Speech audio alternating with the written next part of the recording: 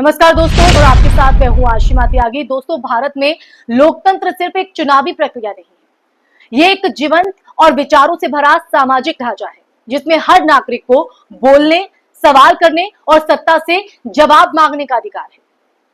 लेकिन जब सत्ता और न्यायपालिका की भाषा एक जैसी हो जाए और सवाल करने वाले को कटघरे में लाकर खड़ा कर दिया जाए, तो ये लोकतंत्र के लिए खतरे की घंटी साबित होती है। तो आज मैं इस बारे में क्यों बात कर रही हूं? दरअसल यही हुआ है जब सुप्रीम कोर्ट ने राहुल गांधी की तरफ से 2022 में भारत चीन सीमा झड़प पर की गई टिप्पणी को लेकर नाराजगी जताई।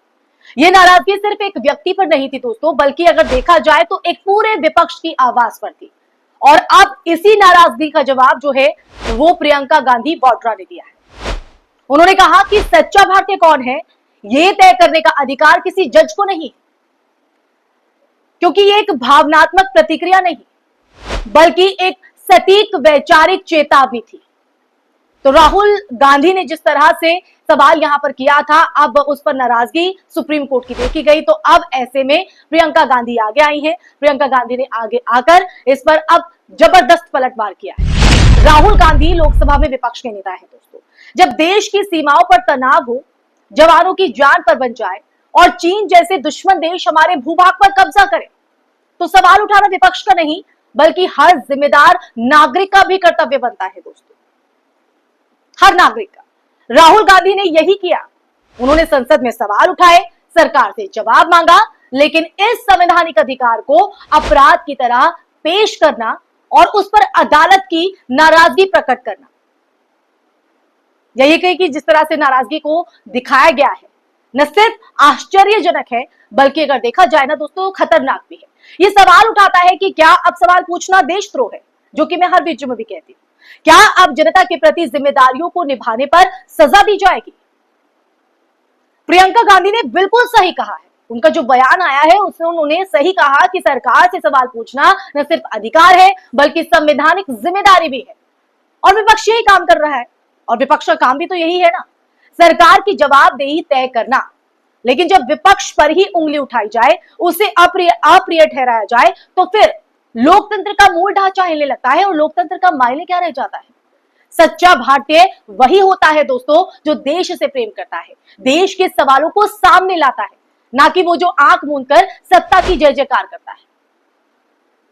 अगर देखा जाए, कोर्ट की बात करें तो कोर्ट ये तय करने लगे कि कौन देशभक्त है और कौन नहीं, तो फिर अदालत खुद सवालों के घेरे में आ जाती है, जैसा कि अब राहुल गांधी के इस मामले में हो रहा है। सुप्रीम कोर्ट की भूमिका न्याय देने की है और न्याय की रक्षा करने की है, ना कि राजनीतिक बयानों पर अप्रसन्नता जताने की। क्या कभी सुप्रीम कोर्ट ने मोदी सरकार से पूछा है, सवाल किया है कि जब प्रधानमंत्री ने कहा था कि ना कोई घुसा है ना घुसने दिया है, तो वो किस आधार पर था? जब रिपोर्ट सामने आई कि चीन ने हमारी जमीन पर कब्जा किया, तो कोर्ट की तरफ से कोई सख्त टिप्पणी क्यों नहीं की गई? क्यों कोई टिप्पणी नहीं आई? क्या कोर्ट ने भी कभी प्रधानमंत्री को सच्चे भारतीय होने की परिभाषा के दायरे में लाकर खड़ा किया है, जांचा है उस दायरे में? जब सत्ता से सवाल पूछे जाएं या पूछने वालों को ही कटघरे में लाकर खड़ा कर दिया जाए, तो जनता के मन में यह धारणा बन जाती है, ये सोच कहीं ना कहीं उनके मन में टकराती है कि अब अदालतें भी सरकार की ढाल बन चुकी है। ये कोई नई बात नहीं है दोस्तों। पिछले कई सालों से अगर देखा जाए तो हम यही देख रहे हैं कि अदालतें सरकार के खिलाफ उठाने वाली हर आवाज को या तो लंबित छोड़ देती है या उस पर बयान से कतराती है कि बयान नहीं देगी।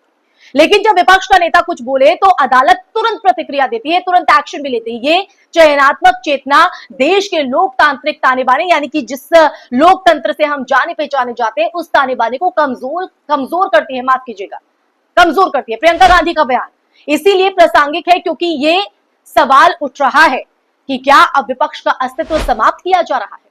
क्या संसद में सवाल पूछना कोर्ट की नाराजगी का कारण बन गया है? प्रियंका गांधी ने तो यह भी कहा दोस्तों कि मेरे भाई ने कोई अपराध नहीं किया है, सिर्फ सवाल पूछा है। उन्होंने सरकार से सवाल पूछे हैं, ये उनका संवैधानिक अधिकार है, विपक्ष के नाते भी और एक देश के नागरिक होने के नाते भी। ये वाक्य है, ये वाक्य हर उस नागरिक के लिए चेतावनी है जो अपने अधिकारों को लेकर सजग है। जागरूक है। अगर आज राहुल गांधी को अदालत में जवाब देना पड़ रहा है ना दोस्तों, तो कल वही स्थिति एक पत्रकार, एक सामाजिक कार्यकर्ता या एक छात्र के लिए भी हो सकती है, बन सकती है। इसमें कोई दो राय नहीं। ये सिर्फ एक व्यक्ति की बात नहीं है दोस्तों, ये पूरे लोकतांत्रिक समाज की आवाज की बात है, जिसको दबाने की कोशिश हो रही है। क्या सत्ता का जवाब देने का कर्तव्य नहीं है? विपक्ष को देशद्रोही ठहराना अब एक राजनीतिक हथियार बन चुका है। जो सरकार की आलोचना करे उसे देश विरोधी बता दिया जाता है, जो सवाल पूछे उसे देशद्रोही। अब इसी सोच की जो परछाई है वो न्यायपालिका पर भी पड़ती दिखाई दे रही है। यही वजह है दोस्तों कि आज हम इस पर संवाद आप लोगों से कर रहे हैं। देश लाइव ये मुद्दा लेकर आए, लेकिन जब न्याय का मंदिर में सत्ता की भाषा बोलने लगे तो वहां न्याय नहीं रह जाता, सिर्फ सत्ता का अनुवादक बचता है। क्या हमें इसी भारत की कल्पना थी जहां विपक्ष का जो सवाल है वो अदालत की नाराजगी बन जाए? आखिर विपक्ष की भूमिका क्या होती है? मेरा आप लोगों से ही सवाल है। लेकिन सरकार की चुप्पी पर अदालत चुप रहती है। ये याद रखना होगा दोस्तों कि भारतीय लोकतंत्र की आत्मा विचारों की विविधता में है। अगर इस आत्मा का गला घोटा गया ना, इस आवाज को दबाया गया ना, तो संविधान सिर्फ कहीं ना कहीं एक दस्तावेज रह जाएगा। इस संविधान की रक्षा केवल जजों की जिम्मेदारी नहीं बल्कि जनता की भी है, यानी आपकी और हमारी भी है। और जब जनता चुप हो जाए, जब विपक्ष दबा दिया जाए और अदालतें खामोश रहे, तो फिर लोकतंत्र की लाश संसद के फर्श पर पड़ी दिखाई देती है। प्रियंका गांधी का अगर बयान की बात करें तो ये बयान सत्ता को नहीं, उस न्यायपालिका को भी एक आईना दिखाने की कोशिश है जो आज सवालों से घबराने लगी है। उन्होंने कहा कि देशभक्ति किसी संस्था की मोहर से नहीं आती, ये दिल से आती है, अंदर से आती है। क्या यही बात आज न्याय के स्तंभ को नहीं समझनी चाहिए? क्या अदालत को यह नहीं दिखाई देता कि विपक्ष की आवाज को दबाना संविधान का अपमान है? विपक्ष का काम क्या है? विपक्ष का काम है सवाल उठाए, वो ऐसे मुद्दे लेकर आए जो सरकार को नहीं दिखाई दे रहे। और इस बात को कहीं ना कहीं कोर्ट को भी समझना होगा। अदालत को नहीं दिखता कि विपक्ष की आवाज को दबाना संविधान का अपमान होता है। क्या आज अदालतें ये सोचने को तैयार है कि उनकी चुप्पी भी इतिहास में दर्ज होती है? ये सवाल दोस्तों इसलिए क्योंकि ये मुद्दा अपने आप में गंभीर है, देश के लिए, हमारे लिए। सवाल अब अदालत से है, आप किसके साथ हैं?